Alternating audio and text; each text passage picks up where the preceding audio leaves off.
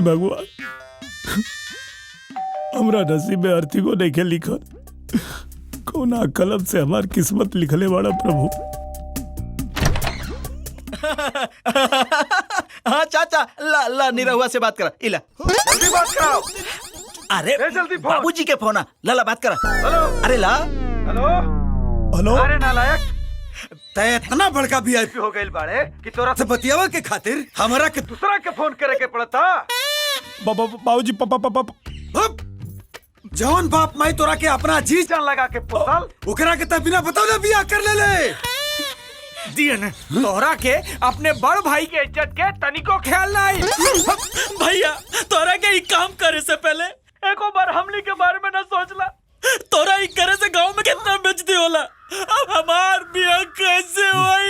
आज से ही जान ले कि अब से तोरी घर बार परिवार देवता पितर सब। हेलो पा लगी माई। अरे हमार लाल खुश रहा, भगवान तोरा के बनौले रहा। असल में तारा हमारा बेटा के एगो बेटी बेटी रहा, बेटा दे भगवान। हाँ हे देवा जी सुनी ना, अपन भैया के बात की परवाह मत करो। भाभी सुंदर बाड़ी ना। अरे एकदम हीरोइन लगा रे। बचवा दुल्हन का ख्याल रखिया।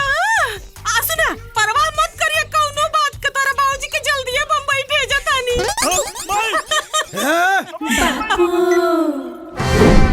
सोना, बाबूजी के हमने के बियाह के बारे में पता चल गई, वो मुंबई आवता रे। तो हम कल चाहता। अच्छा मैं समझ गई। तो तुम्हारे बाबूजी आ रहे हैं, तो मैं साड़ी पहनूं मेरे बाबू? हाँ सोना। और घूंघट भी निकालूं मेरे बाबू? अरे बाप रे, हाँ सोना। और उनके लिए अच्छा खाना भी बनाओ मेरे बाबू? बाप रे बाप, आई लव यू सोना। तू ना कूल बात बिना कहले समझ गई। मैं होने वाली स्टार हीरोइन हूँ। मेरा फिगर पर्दे पे चमकने के लिए, ना कि इन गंदे कामों में अटकने के लिए। और मैं सब कुछ भी नहीं करूंगी, समझे? ना ना ना, अरे बाप रे, तू समझत नहीं कू। आई हो बाप, अरे वो भाई मारे ले हमके। हे सूरज दिखा, अरे सोना हमार बात मान जा। हे सोना, यहाँ से लेके गांव तक तोरे बाबू के बांस पे टांग के ले जाइए।